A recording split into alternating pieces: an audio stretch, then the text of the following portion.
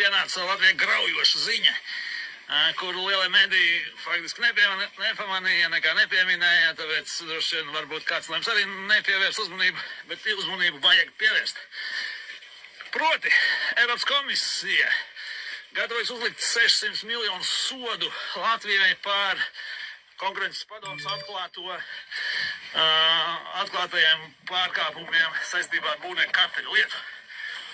Proti, tā ir tā lieta, kuru Knāps Juraša vadībā noslēpa, operatīvās izstrādes materiāls, sarunu ierakstus, visu paslēpa, nevirzīja uz priekšu, neierosināja nekādas krimināllietas, lai nevienam nebūtu jāvirz apsūdzības, nebūtu no draugiem jāapcietina un tam līdzīgi.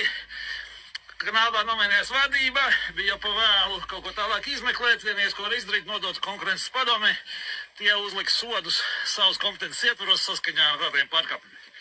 Eiropas komisija tagad iepazinusies ar šo, jo tur, protams, ir Eiropas fondu naudas visur, tajā izzaktajā, izkrāptajā daļā. Ir secinājis, ka tas nevarēja notikt tik ilgu laiku, no 11. līdz 19. gadam.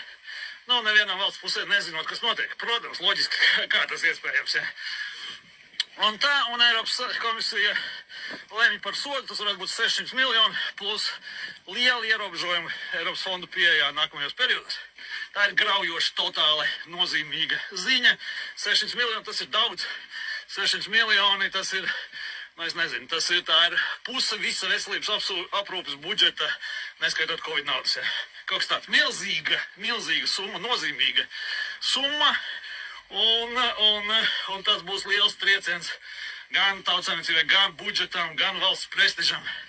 Un es pievērsīšu uzmanību, ka vēl jau mums ir paslēptā un nobedzinātā ceļu būvis karteļu lieta. Šeit ir tikai par būvniecību, bet tur jau ir otra tikpat liela, ja ne lielāka daļa ceļu būvē. Tā kā šokējoši, protams, ir tas, ka korupcija ir pilnībā izzudusi no Latvijas mēdīs dienas kārtības, politikas dienas kārtības, visi lielie kādreizējie korupcijas bļāvēji, apkarotāji, pēkšņi vispār neko vairāk par korupciju, neviena vārda, bet sekas un apmēri ir tādi, kādi tie nekad vēl līdz šim nav bijuši.